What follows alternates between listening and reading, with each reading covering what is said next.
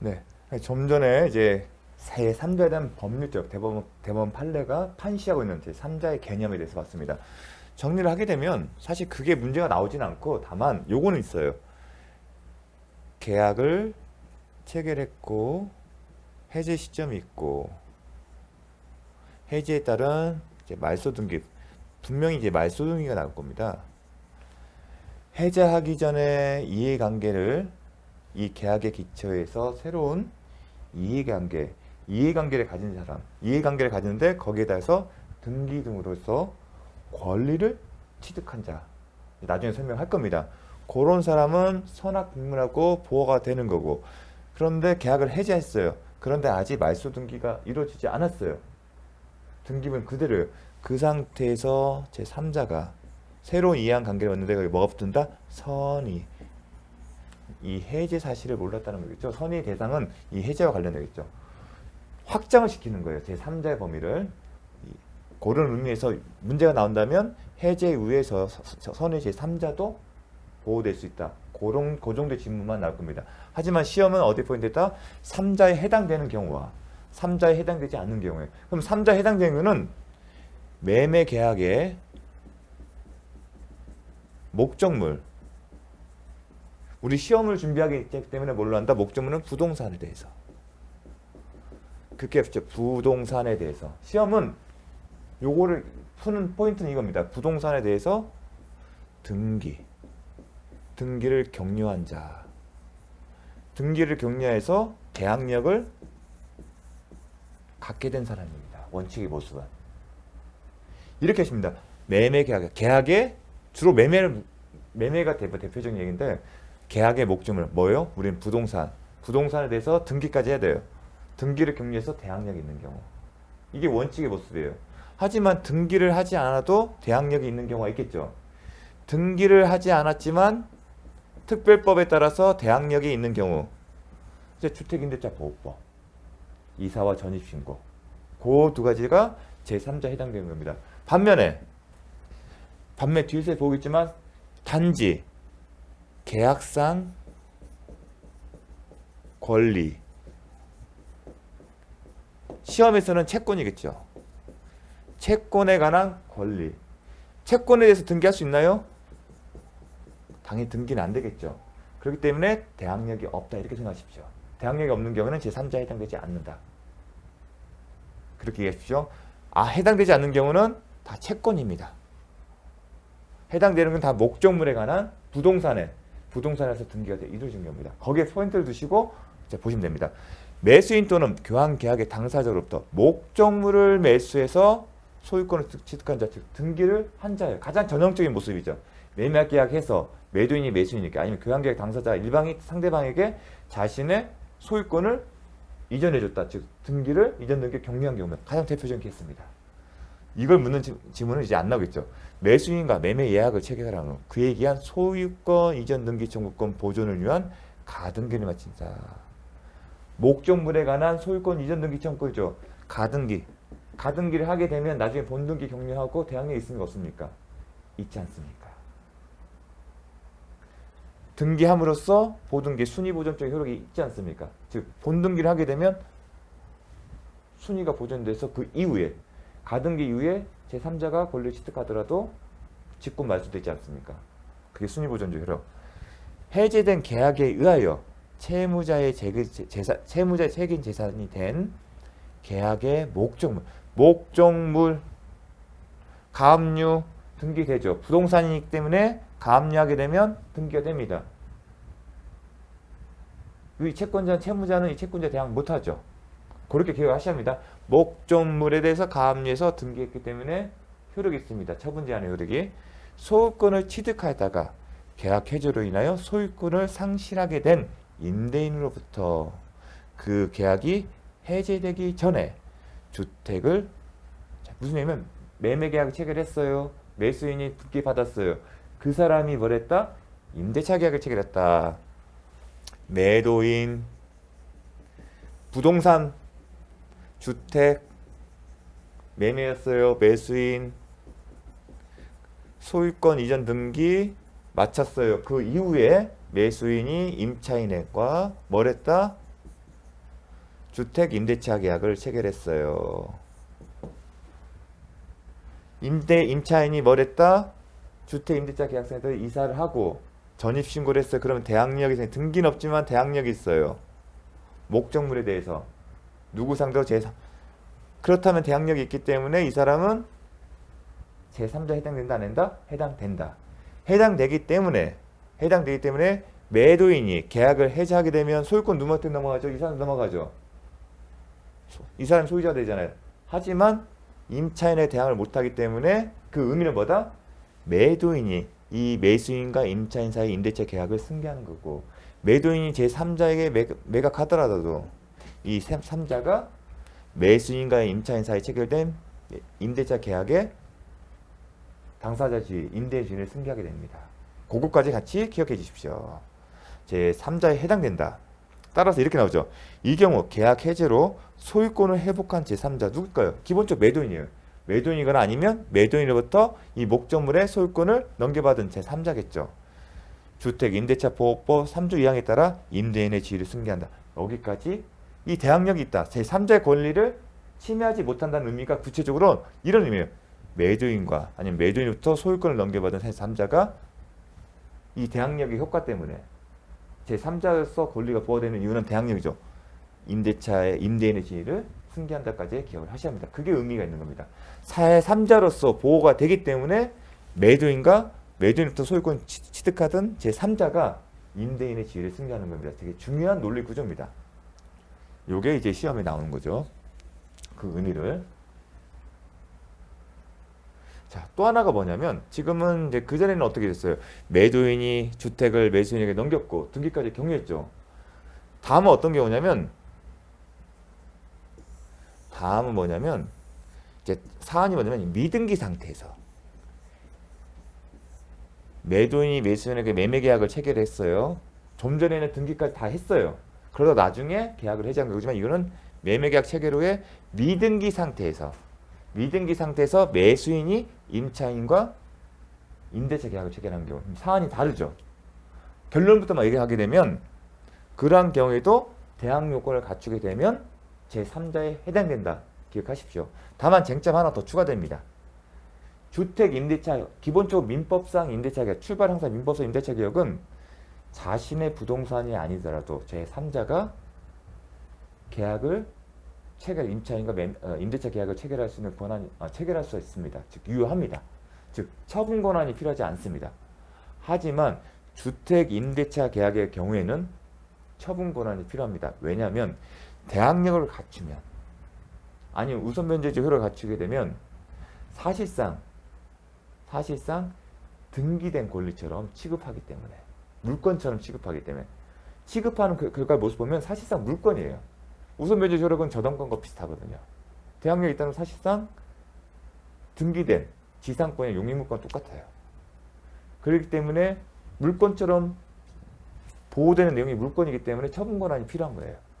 처분 권한이 필요하다는 얘기는 처분 권한이 없는 사람이 체결한 임대차 계약은 즉 처분 권한이 없는 체결한 임대차 계약이라면 임차인은 제3자에게 대항력이 없어요. 요건을 갖추더라도. 진정한 소유자에게 임대차 계약의 효력을 주장할 수 없다는 겁니다. 그러니까 미등기 상태이기 때문에 쟁점 하나는 그거예요. 그런데 대부분은 매도인의 허락하에 이루어져요. 열세를 넘겨주거나 아니면 매수인과 임차인 체결한 임대차 계획 기초한 임대차 보증금을 가지고 매매 잔대금을 취급하거나 그런 임대차 계약을 체결할 수 있는 어떤 권한을 줍니다. 주로는 이 집에 대한 점유권, 열세를 주거나 그런 어떤 객관적 사실을 가지고 권한이 있다고 봅니다. 그래서 그러한 경우에는 전제는 처분 권한이 있다는 전제에서 그렇다면 임대차 계약이 효력이 있는 거고 임대차 계약이 효력이 있는데 임차인이 주택 임대차법에 정하는 대항 요건 뭐죠? 이사와 전입신고를 하게 되면 이 사람은 제3자가 된다는 겁니다. 미등기 상태이기 때문에 왜 미등기가 있어요? 매수인이 아직 매도인에게 매매대금을 지급하지 않았기 때문에 따라서 비록 임대차 계약이 체결되었다 하더라도 매도인은 매수인의 채무불이행 즉 매매대금을 지급을 다하지 못한 것을 이유로 계약을 해지할 수 있습니다. 하지만 계약을 해지했다 하더라도 임차인은 대항력을 취득했기 때문에 제3자에 해당된다. 제3자에 해당되는 얘기는 매도인이 임대인의 지위를 승계한다는 거고, 매도인이 제3자에게 별도의 계약에 의해서 소유권을 넘기면 이 제3자가 양수인이, 이 사람이 양수인이 되는 거죠. 제3자가 임대인의 지위를 승계한다는 겁니다. 좀 중요합니다. 특히 이 부분 시험에 이따 출제가 될 거예요. 요 부분 이제 미등기거든요. 미등기 매수인이다. 체약으로 체결하고 주택 인도받아 전세 시중받아. 주택 인도받은 미등기 매수인가. 처분 권한이 있다는 얘기입니다. 쟁점은 적법한 임대 권한이 있다. 유효하다. 그게 하나의 쟁점이고, 또 하나 대항력이 있기 때문에 해제를 했다 하더라도 보호되는 제3자 해당된다는 거 꼭 기억하셔야 합니다. 요게 그 올해 이슈가 됐던 전세 사기 이런 패턴이거든요. 이 사람들을 보호하는 규정이 바로 이런 규정입니다. 반대로 이제 3자에 해당되지 않는 경우 이제 목적물에 관해 부동산에 관하여 등기가 경로되지 않은 사람들 어떤 경우냐? 계약상의 채권에 대해 이해관계가 있을 뿐입니다. 첫 번째, 계약상의 채권을 양수한 자는 아니다. 이 얘기는 뭐냐면 계약상의 채권이죠. 매매계약서에 기초한 매매대금 채권을 양수한 자, 그러면 매매계약이 해제가 된다면 이 채권 또한 소멸되는 겁니다. 그런 얘기입니다. 3자에 해당되지 않기 때문에. 이런 비슷한 얘기를 방금 전에 들었죠. 제3자를 위한 계약에서 수익자의 권리는 기본관계의 효력에 영향을 받는다. 즉 기본관계가 해제, 무효, 취소되어 효력이 없어지게 되면 수익자 취득한 권리 또한 소멸된다. 매매대금 채권이 양도된 후 해제된 경우에는 매매계약이 해제되면 그 양수인은 해제로 인한 권리를 침해당하지 않는 3자에 해당되지 않는다. 맞다. 계약상의 채권을 양수하여 이를 피보전 권리라고 합니다. 이 뒷부분은 혼동하지 마십시오. 처분금지 가처분 결정을 했다 하더라도 포인트는 뭐냐? 계약상의 채권을 양수하여 이를 피보전 권리. 계약상의 채권이 나오면 제3자에 해당되지 않는다. 3자를 보호하는 것은 부동산에 관하여, 부동산의 목적물에 관하여 등기를 해서 대항력을 취득하는 경우죠. 근데 이 경우는 그런 경우 아니죠. 단지 이 채권에 기초해서 처분금지 가처분을 결정을 받은 것 뿐입니다. 이 뒷부분에 대해서는, 그리고 목적물이 부동산이 아니잖아요. 계약상 채권이잖아. 채권 자체를 압류 전반적인 거죠. 이런 경우에 부동산 등기부에 뭐 등기되는 건 없습니다. 통지가 갈 뿐이에요. 제3채무자에게. 제3채무자는 채무자에게 채무를 이행하지 말라는. 그러니까 채권 자체지 목적물이 아니죠. 토지를 매도했다가 대금 지급을 받지 못한 매매계약 해제한 경우에 그 토지에 신축된 건물의 매수인. 자, 매매계약은 뭐에 대해서죠? 토지잖아요. 이 토지 자체의 목적물의 어떤 권리를 취득한 게 아니라 별개인 부동산 건물의 매수인이기 때문에 제3자에 해당되지 않습니다. 요게 이제 헷갈리기 쉽죠. 요 부분이. 포인트는 뭐냐? 해제된 계약의 목적물이 아니라 별개 것이잖아요.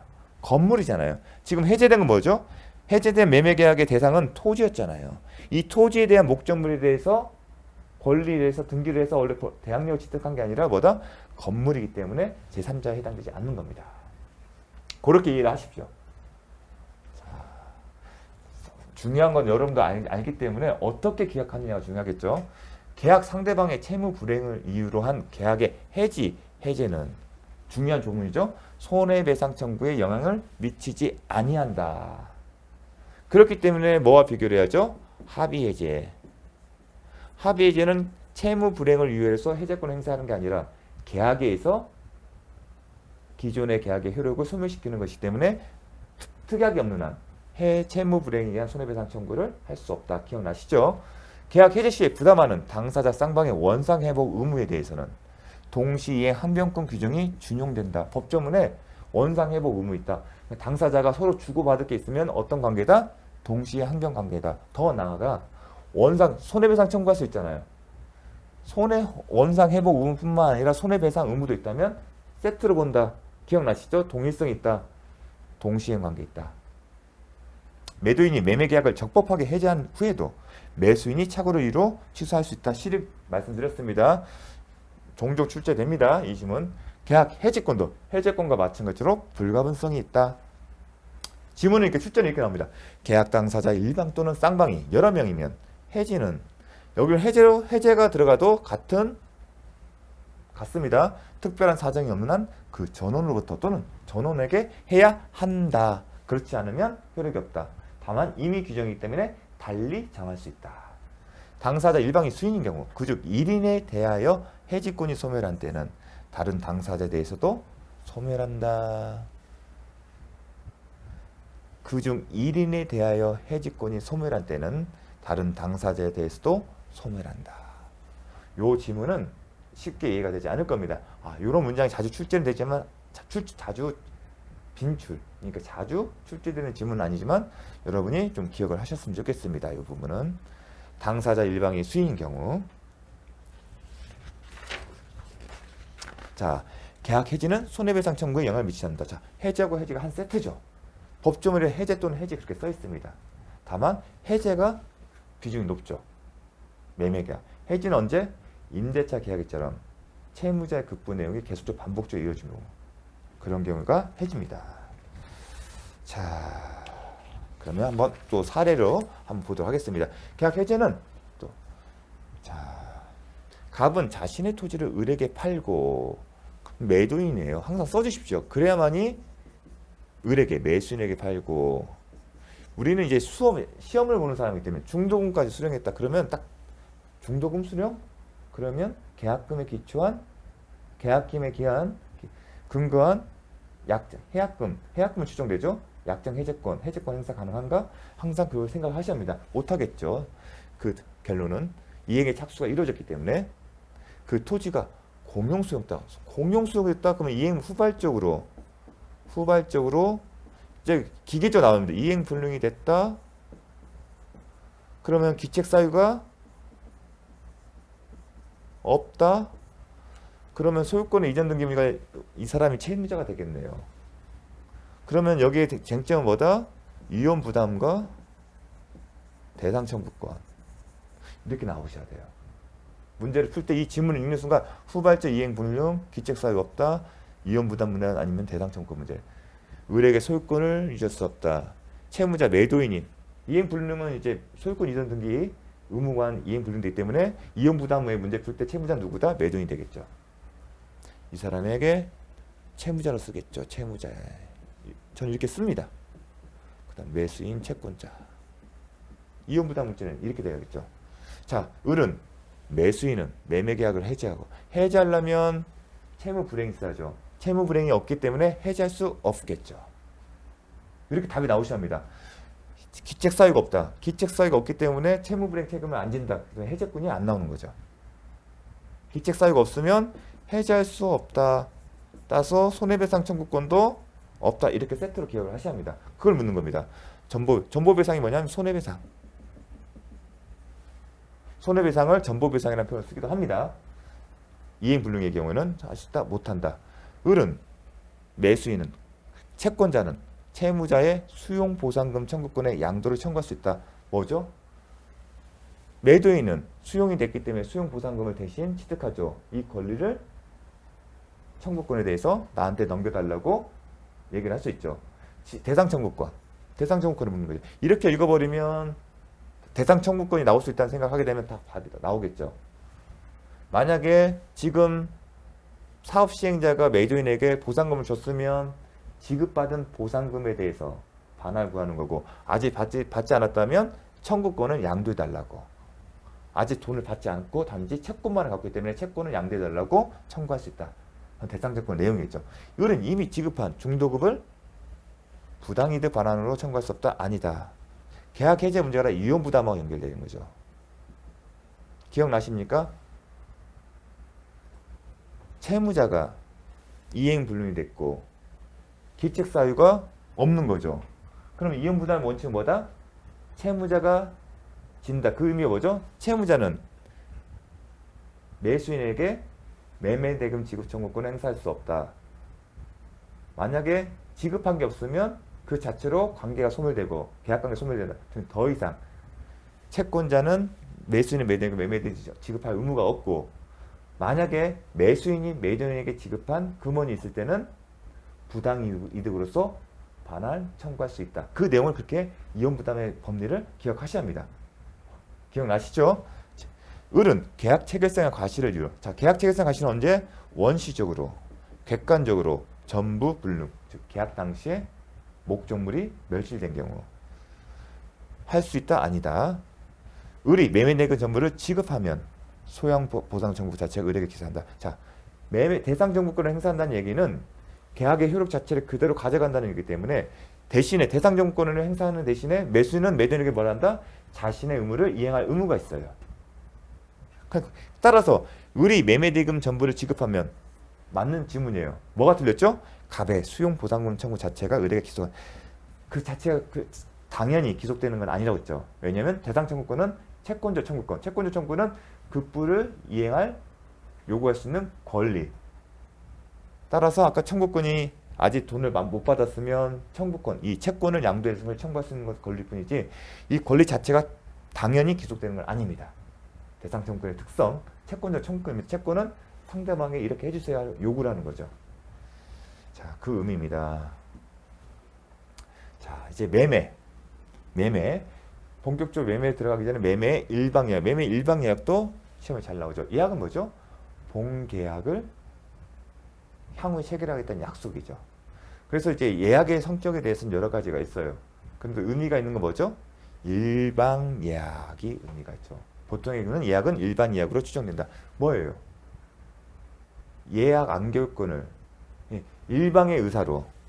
일방 예약의 특징은 향후에 일방의 의사 표시만으로 매매 계약이 체결된다. 매매 계약에 원래 당사자 의사 표시가 합치돼야죠. 근데 일방의 의사 표시만으로 따라서 그건 뭐다? 형성권이다. 일방 예약에서 일방의 의사 표시만으로도 매매 계약을 체결할 수 있는데 이런 권한을 가진 자를 뭐라고 한다? 일방의 의사 표시로 매매 계약을 체결할 수 있는 권한을 뭐라 한다? 예약 안결권. 이게 개념입니다. 일방의 의사표시만으로 따라서 형성권이고 일방의 의사표시만으로도 매매계약 체결된다 하는 게 예약 안결권이다. 어느 예약 안결권은 어느 경우에만 나온다? 일방 예약의 경우 아니면 쌍방 예약이겠죠. 쌍방 예약도 이 예약 안결권을 매도인 또는 매수인이 그러니까 일방 예약은 예약 안결권을 매도인 내지는 매수인이 혼자만 갖는 거고 쌍방 예약은 매도인, 매수인 모두가 갖는 겁니다. 그렇게 이해를 하시면 됩니다. 일방 예약 또는 쌍방 예약에 기한 예약 안결권은 일종의 형성권이고 말씀드렸습니다. 따라서 의미가 이거죠. 형성권이라면 상대방의 승낙이 필요 없이 없다는 걸 기억하셔야죠. 상대방 승낙 없다 하더라도 일방의 의사표시만으로도 매매 계약은 체결된 것으로 본다. 자, 예약 안결권도 형성권이기 때문에 양도할 수 있다. 양도할 수 있다. 재산적인 권리이기 때문에. 매매 일방 예약은 보통의 낙선 계약처럼 예약한다고 해서 뭐가 완료되지 않죠. 후속적으로 뭔가 계속 뭐 주고받고 하는 게 있죠. 물권행위가 아니라는 얘기를 한 겁니다. 그 얘기는 물권행위가 아니기 때문에 채권행위다. 기본적으로 기억하셔야 합니다. 채권행위인데 예약이 성립하기 위해서 유물계약처럼 국부가 제공될 필요성은 없다. 낙선계약이다. 당사자의 합의만 있으면 성립한다. 물권계약이 아니다. 기억해 주십시오. 개념이 좀 아셔야 합니다. 낙선계약. 왜냐면 요거와 관련해서 익숙치하니까 예약을 하니까 예약이라는 어떤 표현이 낯설기 때문에 이렇게 또 일방 예약, 형성권 이런 개념들 매매계약에서 볼 수 없는 정형적인 내용들이 나오기 때문에 매매계약에서 무슨 형성권은 안 나오지 않습니까? 당사자 의사가 합치가 돼서 성립되고 합치가 되면 권리 의무가 발생한다. 그게 낙선계약이고요. 기본적으로. 그런데 예약은 뭐 형성권이 나고 일방이 나고 예약 안결권 나오기 때문에 혼동을 주는 겁니다. 근데 그렇지 않다. 매매 자체가 낙선계약인데 예약에 대해서 별도로 낙선계약이 아닌 유물계약으로 볼 여지는 없습니다. 자, 물권계약도 아니고요. 매매 일방 예약은 상대방이 물권계약이 아니라 표현은 이미 계약의 종류에서 이미 한번 설명드렸습니다. 시험에 출제가 됐기 때문에. 예약한다고 해서 뭐가 다 끝난 게 아니죠. 그래서 물권이 아니다. 물권 행위의 개념이 뭡니까? 더 이상 이행에 급부를 서로 주고받을 일이 없다는 거, 완결되는 거 의미. 채권은 청구권을 가지고서 서로 급부의 문제가 남는다. 이행의 문제가 남는다. 물권은, 계약은 그런 문제가 없다. 그렇게 이해를 해주십시오. 상대방이 매매의 일방 예약은 상대방이 매매를 완결할 의사를 표시하는 때 매매가 성립하고 매매 계약 효력이 생긴다. 설명을 드렸죠. 의사 표시만 하면 되는 겁니다. 별도의 추가적인 행동 필고 예약 완결권 행사만 하게 되면, 의사 표시만 하게 되면 매매 계약이 생깁니다.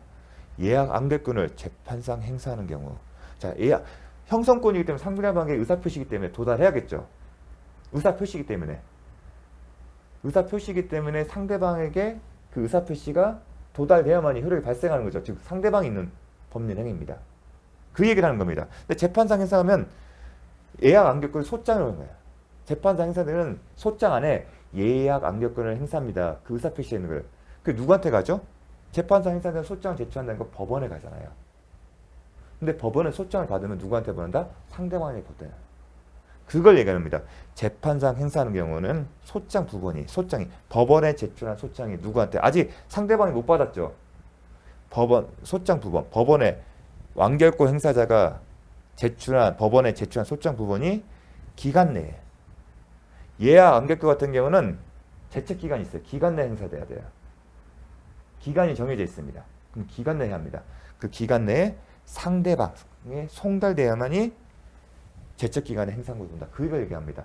그러니까 법원에 제출한 것만으로도 행사가 된 것을 보지 않다는 겁니다. 당연한 거예요. 왜냐하면 예약 완결권 누구한테 해야죠? 상대방한테 해야죠. 근데 지금 소장 제출 누구한테 한 거예요? 상대방 아닌 법원에.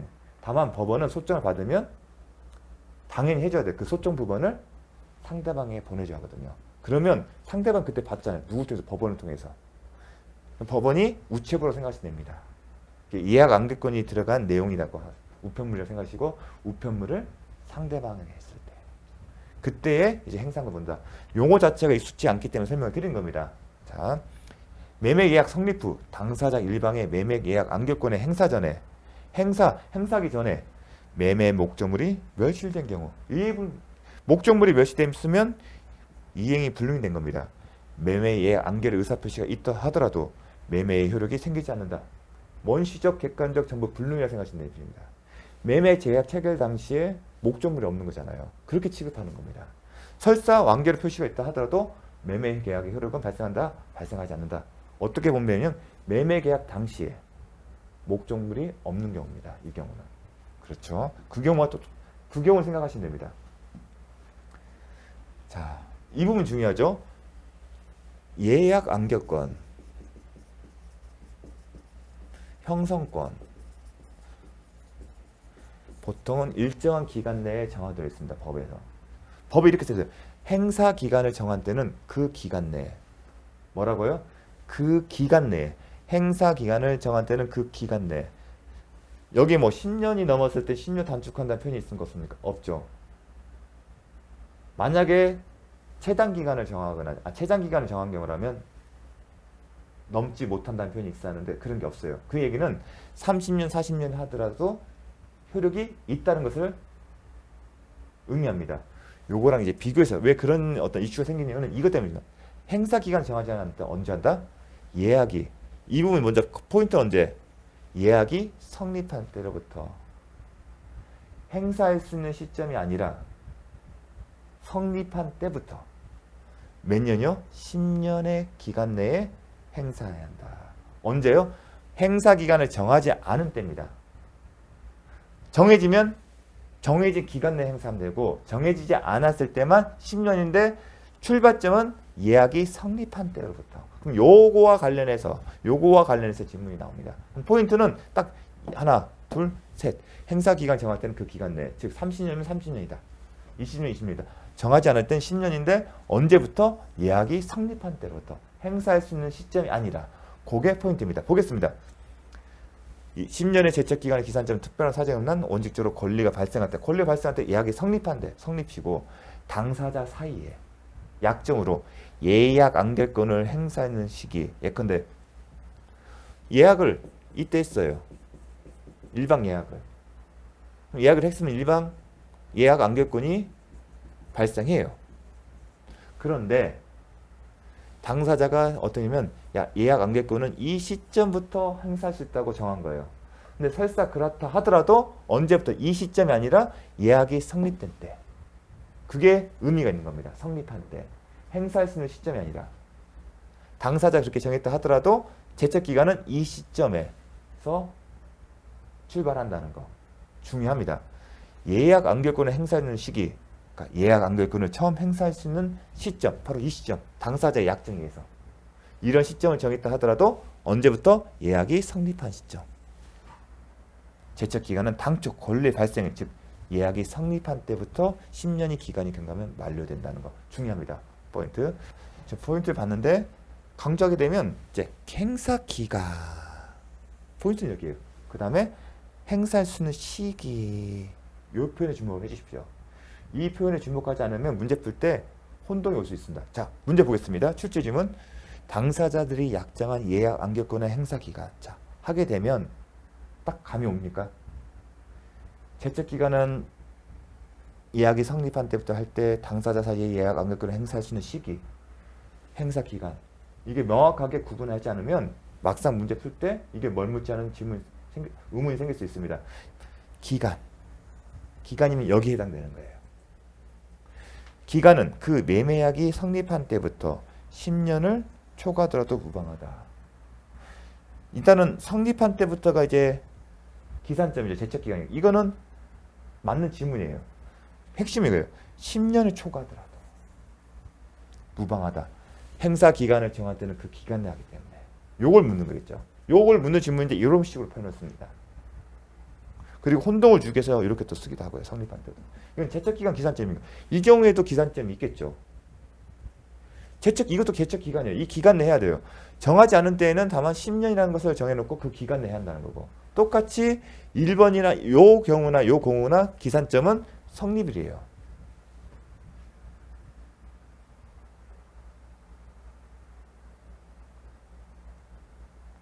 자, 포인트는 10년을 초과하더라도 무방하다는 거. 이게 포인트입니다. 그래서 여러분이 기억하실 것은 10년을 초과하더라도 이 표현 때문에 이런 질문이 나온 겁니다. 자, 요거는 무시하세요. 포인트는 여기입니다. 예약 안결권을 행사 기간 내에 행사하였는지에 관해 당사자의 주장이 없다면 법원은 이를 고려할 수 없다. 자, 형성권, 제척기간. 제척기간은 직권 조사 사항이다. 제척기간은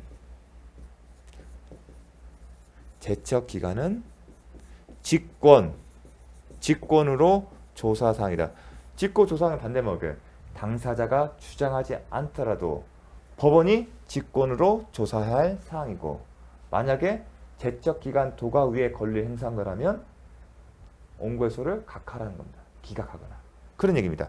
당사자의 주장이 없다면 법원은 이를 고려할 수 없다. 틀립니다. 당사자의 주장이 없다 하더라도 법원은 직권으로 조사해야 한다는 겁니다. 자, 갑은 잠시만요. 예. 이제 케이스 하나 보도록 하겠습니다. 자,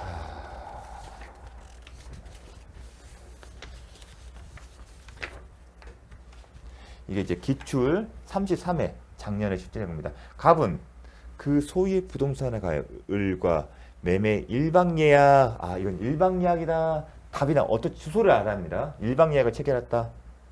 예약 안결, 일방예약 여기다 동그라미 쳐야겠죠. 그러면 예약 안결권이 나가겠죠. 예약 안결권 누가 하고 있다? 매수인이 부동산의 을과 매수인이네요. 항상 이게 매도인 쓰고, 그래야 이게 누구한테 있는지도 하나 명확하게 압니다. 용칭을. 매수인. 누구한테 있다? 매수인이 예약 안결권을 가지고 있다. 몇 년 내에 행사했어요? 20년 내에 행사를 했어요.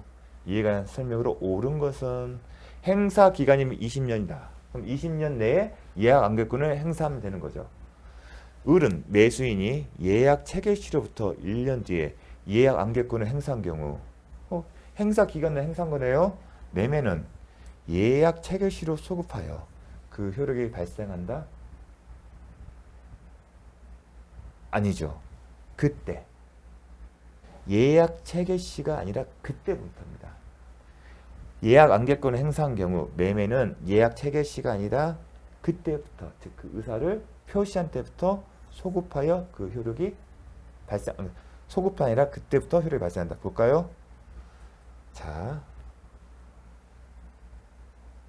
여기 나오지 않습니까? 매매 일방 예약은 상대방이 매매를 안개할 의사를 표시하는 때에 매매가 성립하고 매매 계약의 효력이 발생한다. 소급하여가 아니라 표시한 때. 기억하셔야 합니다. 작년 출제됐습니다. 자, 2번. 매수인의 예약 안개권은 형성권이다. 맞죠? 갑과의 약정에도 불구하고 행사의 기간을 10년을 한다. 20년 했는데 20년 정했는데 10년 단축된다? 아니다. 행사 기간이 정해졌으면 그 기간 내, 즉 20년 내에 을이 가진, 그러니까 틀린 질문이죠. 틀렸습니다. 을이 가진 예약 안개권은 재산권이므로 특별한 사정이 없는 타인에게 양도할 수 있다. 맞습니다. 답은 간단해요. 예약 안개권을 양도할 수 있다. 을이 예약 안개권을 행사 기간 내에 행사하였는지에 관해 갑의 주장이 없다면 법원은 이를 고려할 수 없다? 아니다. 직권 조성 사항이기 때문에 갑의 매도인의 주장이 없다 하더라도 조사한다. 을이 예약 안개권을 행사하더라도 갑의 승낙이 있어요. 예약 안개권은 형성권이기 때문에 일방 예약이기 때문에 예약 안개권은 형성권이라 따라서 매도인의 승낙이 없다 하더라도 매매 계약은 성립한다. 그러니까 승낙을 필요하지 않는다. 형성권이기 때문에.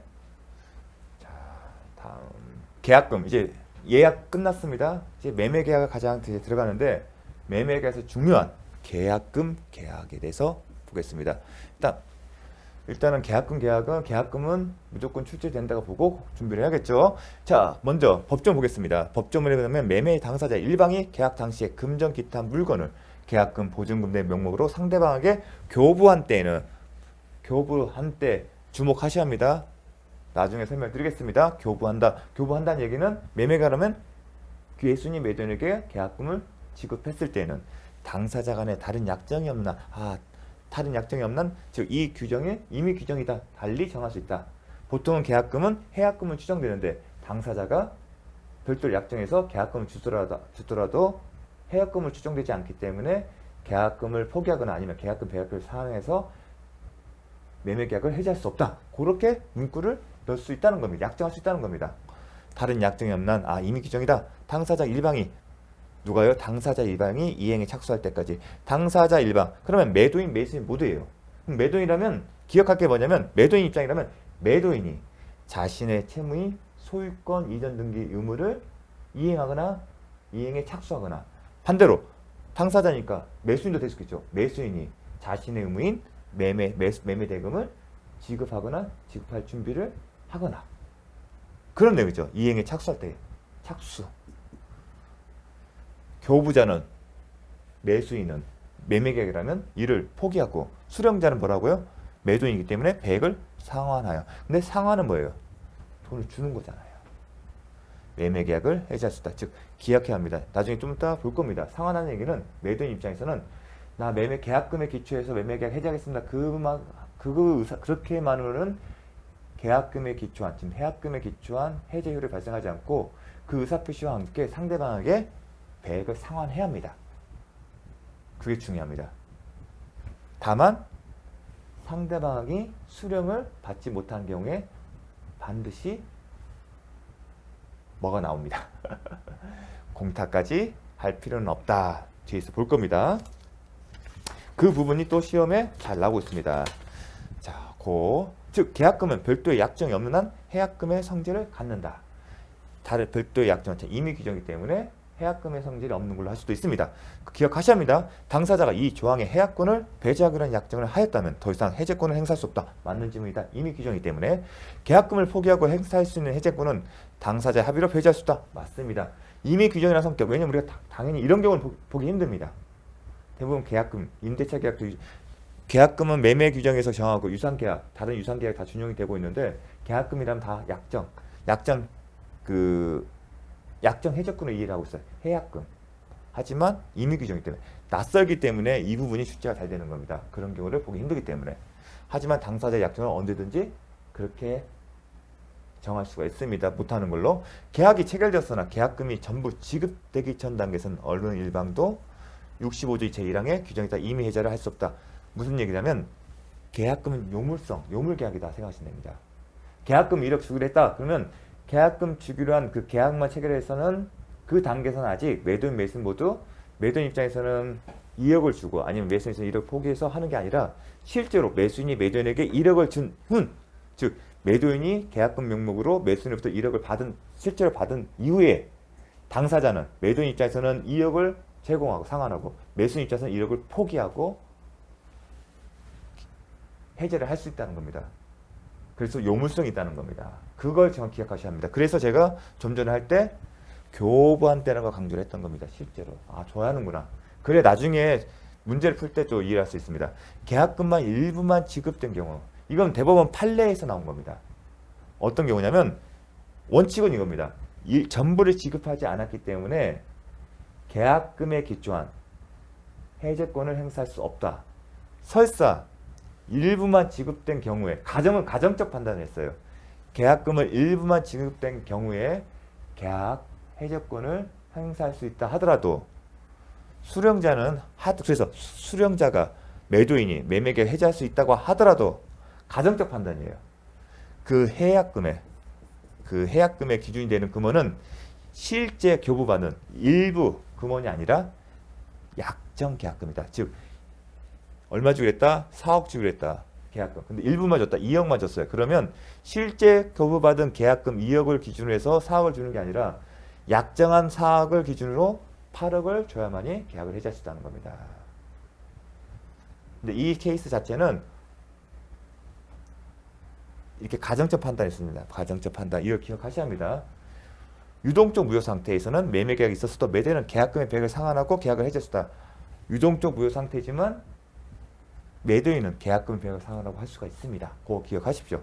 당사자 일방은 상대방은 이행에 착수하지 않았지만 스스로는 이미 착수한 경우에도 565조에 의하여 계약을 해지할 수 없다. 즉 무슨 얘기냐면 매도인이 자신의 의무를 이행했어요. 그렇다면 매도인은 계약금을 기초로 해서 계약을 해지할 수 없다는 겁니다. 그 얘기를 한 겁니다. 이행의 착수 기념은 상대방이 아니라 당사자 일방이기 때문에 누가든 상관이 없어요. 그 상태라면 내가 있으면 내가 했기 때문에 상대방이 있으면 상대방이 했기 때문에 못하는 겁니다. 내가 있으면 상대방은 계약이 계속 효력이 유지될 걸 기대하기 때문에 기대를 하고 있는데 그런 상황에서 또 매도인이 자신의 채무를 이행했음에도 불구하고 약정 해제권을 계약금에 기초한 약정 해제권을 행사한다면 상대방의 기대를 해치기 때문에 그렇습니다. 그래서 중요합니다. 아, 이행의 착수는 내가 매수인 입장에서는 매수인 아니면 상대방이 기준을 이제 계약금에 기초해서 약정 해제권을 행사하는 사람을 기준으로 했을 때 반드시 상대방이 이행에 착수하기 않으면 할 수 있는 게 아니라 나 또한 의무를 이행하지 않아야만 이행에 착수하지 않아야만이 할 수 있다는 겁니다. 만약 내가 해제권 행사하는 사람을 기준으로 했을 때 내가 나 자신의 의무를 이행했다면 비록 상대방이 이행에 착수하지 않다 하더라도 해약금액 즉 계약금에 기초해서 계약을 해지할 수 없다는 겁니다. 좀 용어가 익숙치가 않은데 그 표현을 잘 기억하셔야 합니다. 그렇게 나올 겁니다. 더 나아가서 해약금액을 해지할 수 있는 시기는 법문의 당사자 일방이 이행에 착수할 때까지 얘기를 했습니다. 이게 또 혼동스러운데 매도인이 매수인의 상대방에 대하여 매매 계약의 이행을 최고하고 매매 잔대금의 지급을 구하는 소송을 제기한 거. 자, 이 경우에 지금 상대방이 매수인이에요. 지금 이행했습니까? 안 했잖아요. 그럼 상대방이 이행 안 했어요. 그러면 내가 매도인이 지금 계약 해제권 행사하는 거죠. 계약금에 기초해서. 그럼 매도인은 했냐 안 했냐? 자신의 채무를 이행한 겁니까? 이 매매 계약 잔대금 지급 상대방의 그 이행을 촉구하는 게 아니잖아요. 매도인의 입장에서 자기의 채무 이행은 뭐예요? 소유권 이전 등기예요. 지금 뭐라고 했어요?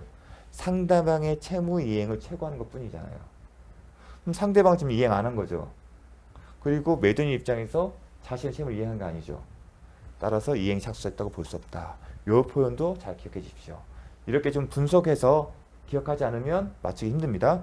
이행의 착수는 당사자 자신의 계약서 채무를 이행하는 것이다. 그 매매계약 해제권을 그 계약금에 기초 해제권을 행사하는 사람을 기준해서 상대방이 이행에 착수하거나 아니면 자신의 채무를 이행하지 않아야 합니다. 반대로 매도인 입장에서 매수인의 채무 이행 채권은 이행 착수가 아니다. 이런 식으로 제가 말씀드린 건 기준을 정하죠. 매수인 입장에서는 매도인이 소유권 이전 등기 의무를 이행하지 않거나 아니면 자신의 채무를 이행하지 않겠죠. 따라서 매수인 입장에서는 상대방에게 소유권 이전 등기 청구 소송을 제기하더라도 이행 착수가 아니다. 그렇게 기억하셔야 합니다. 이행기에 약정이 있는 경우라 하더라도 당사자가 채무의 이행기 전에는 착수하지 아니하기라는 특별한 사정이 없는 한 이행기 전에 이행에 착수할 수 있다. 무슨 얘기냐면 실제로 이런 경우가 많습니다. 매매계약을 체결했어요. 매매계약을 체결했고 매도인이 계약금을 계약 배액 상환해서 계약을 해지하려고 해요. 어떤 경우냐? 갑자기 부동산이 상승세를 이루게 되면서 계약금을 배액을 상환하더라도 남는 경우, 그러려면 매수인 입장에서 이걸 막으려고 하겠죠. 막는 방법이 어떻다? 이행에 착수하는 거예요. 근데 중도금은 지급 시한이 정해지지 않습니까? 언제? 근데 이행기 특별한 사정이 없는 한 착수하지 아니하기라는 특별한 사정이 없는 한 이행에 착수할 수 있습니다. 그 특별한 사정은 아직 시험에 나오지는 않았지만 어떤 경우냐면 매도인이 이런 경우예요. 배액을 상환하면서 언제 계약의 해제권을 계약금에 기초한 약정 해제권을 행사합니다. 그 의사 표시를 했을 때는 준수해야 합니다. 왜냐하면 그 기한에 이익이 있기 때문에 매도인이 그러니까 누군가가 상대방이 계약금에 기초해서 매매계약 해제 의사 표시를 한 경우입니다. 판례가 인정한 특별 사정은 그런 경우입니다. 근데 시험에 출제된 바가 없기 때문에 제가 기재하지는 않았습니다. 설명을 드리는 겁니다. 어떤 상황인지는. 이 상황은 아직 해제 의사 표시를 안 한 거예요. 그런 것을 낌새에 챈 거예요.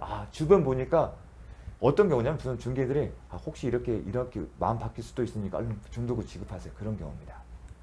하지만 실제로 매도인이 의사표시를 한 경우에는 그렇지 못합니다. 매수인이 이행기 전에 중도금을 지급한 경우 매도인은 특별한 사정이 없는 한 계약금의 배액을 상환하여 해지할 수 없다. 맞는다. 특별한 사정이 없는 한 이 단서가 들어갑니다. 제가 설명을 드렸습니다. 다음. 당사자 일방이 이행에 착수한 경우에는 이행에 착수한 자 상대방뿐만 아니라 이행에 착수한 자신도 해지할 수 없다. 설명되죠? 매도인 기준이면 상대방이 이행 착수하지 않을 뿐만 아니라 자신도 착수하지 않아야 한다. 계약금만 수수한 상태에서 당사자가 토지거래 허가 신청을 하고 이에 따라 관할 관청으로부터 허가를 받았다 하더라도 협력 의무, 허가 관련 협력 의무를 이행했다 하더라도 그러한 사정만으로는 이행 착수가 볼 수 없다. 유동적 부요 배웠었죠? 중요합니다. 계약금 수령자는 배액을 상환하면서 계약을 해지할 수 있다. 법문에 그렇게 되어 있습니다. 수령자는 상환하면서 이때 해제 의사표시만으로는 부족하고 받은 사람입니다. 매도인이겠죠? 매도인은 해제 의사표시는 부족하고 뭐라다? 배액의 제공이 있어야 해제 효과가 생긴 겁니다. 따라서 매도인은 해제 의사표시와 함께 배액을 제공해야 돼요. 대부분은 계좌번호 알아서 쏩니다. 그런데 배액의 제공만 있으면 충분하고 상대방, 왜냐면 못 받는 경우도 있어요. 매수인 입장에서는 그걸 안 받으려고 할 거기 때문에. 제공만 있으면 충분하고 상대방이 이를 수령하지 않는다고 해서 반드시 공탁까지 할 필요는 없습니다. 배액의 제공만 있으면 되는 겁니다. 자, 중요합니다. 이것도. 신문에서 보게 되면 나중에 학교 가시면 이 부분 갖고도 많이 싸웁니다. 제공이 있어야 한다는 겁니다. 상환이 완료될 필요까지 없다는 겁니다. 상환이 완료되려면 상대방이 수령을 해야 한다는 얘기예요. 근데 도망다닐 겁니다. 매수인은. 그래서 제공만 있으면 된다는 겁니다.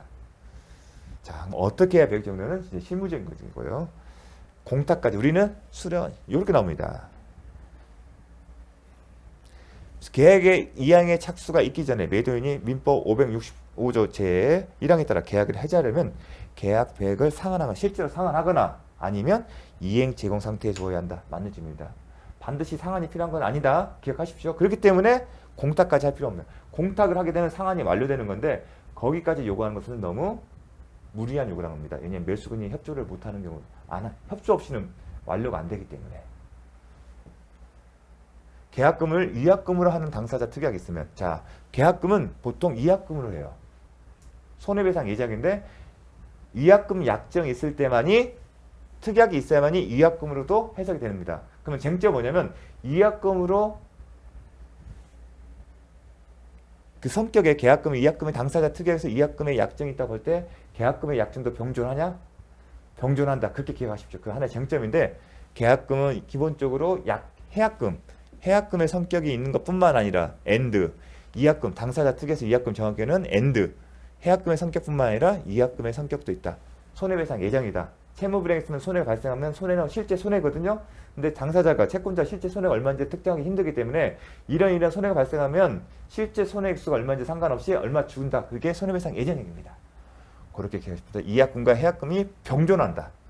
해약금에 기한 해제는 약정 해약금이 채무불이행과 상관없죠. 채무불이행을 원인한 것이 아니어서 손해배상 청구권도 생기지 않는다. 기억하셔야 합니다. 이것도 중요합니다.